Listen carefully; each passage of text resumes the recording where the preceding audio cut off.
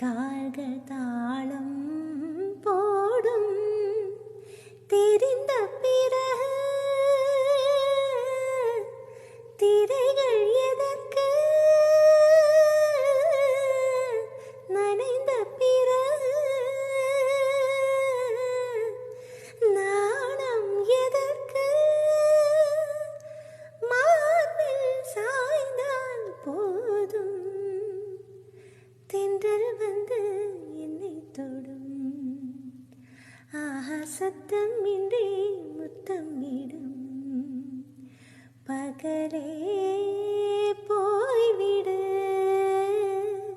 இரவே பாய்குடு நினவே